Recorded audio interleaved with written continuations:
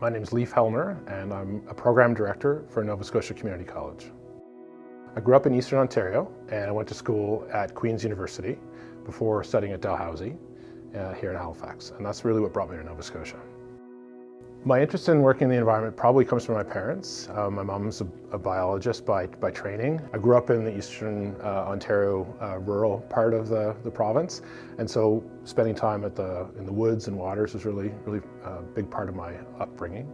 I remember working with my dad a lot, and we lived in the woods, and he was a carpenter, so we were able to build forts, tree forts. And then as I grew up, able to build houses with him on the side in the summertime. I was like his side assistant helper, which was really fun. That, I think, sparked my interest in working in the woods, working with wood, and over time I've just kind of followed that wherever it's led. So my current job, I'm working with Nova Scotia Community College, and I'm based at the Lunenburg campus, which is a rural campus. But I also work at our main campus in Halifax, which is our Institute of Technology, and I work directly for the dean. And our team puts together new programs across the province for new industries or occupations within traditional industries. For the last couple of years before taking on the program director role, I've been a school manager with the Dean of Technology and Environment, working on a number of different projects for him.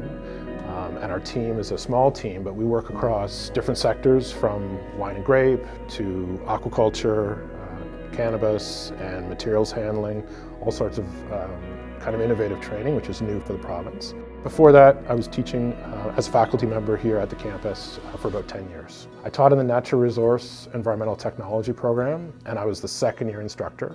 So each year, my students, 10 to 15 students a year, would work with me for about 6 months and then go into their work placement. I first heard of Eco-Canada when I looked into joining NSCC. My career with NSCC started in 2010, so about 12 years ago. And at that time, I was a professional working for government. I was working essentially as a biologist and protected areas planner. And I decided that I was ready for another challenge. And I saw this opportunity with the college, and so decided that would be the right move for me. Working with Eco-Canada was really helpful in those first years as an instructor, to understand what the standards were for teaching environmental material.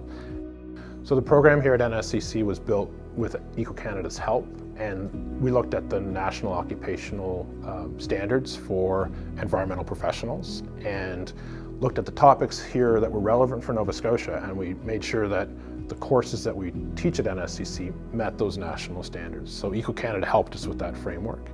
Eco-Canada helped us with the placement piece and connecting to national employers as well as regional employers that would then be eligible for a wage subsidy for our students to come on and really start their career.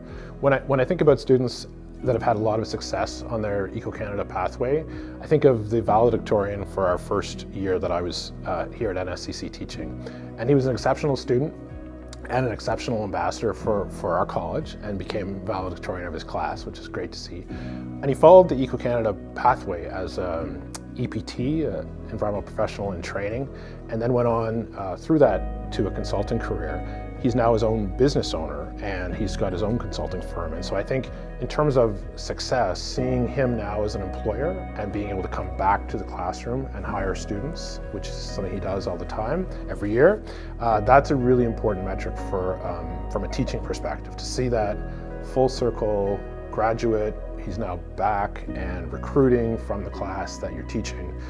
Those moments don't happen all the time, but when they do, you know, like, okay, perfect. This is actually a self-sustaining operation now. Things are working.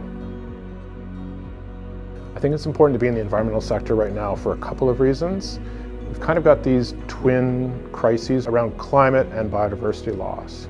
And those two things are happening at a pace that's really not comfortable for a lot of people. And we're seeing it more than I think we even understood 20 years ago that we would see it in our lifetime. We thought it was a future problem, and it's definitely not a future problem.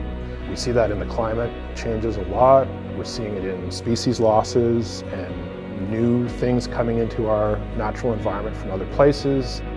One of the big aspects of our work right now is diving deeper into the ocean supercluster. We've had a few fisheries and oceans related programs in the past, and good connectivity to the industry.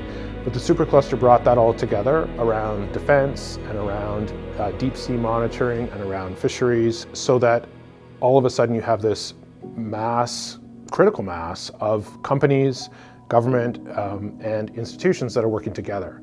And so we have a Center of Ocean Ventures and Entrepreneurship. We also have a Technology Access Center where we can match our technology with industry needs, and call that the CTAC. So those are two new kind of facilities that NSCC has as part of the Blue Economy or Ocean Supercluster. It's a really vital time to be in the environment sector. There's more opportunity, again, partnering or leading projects than really ever before. It seems to be growing and continues to grow. So I think it's a vital time.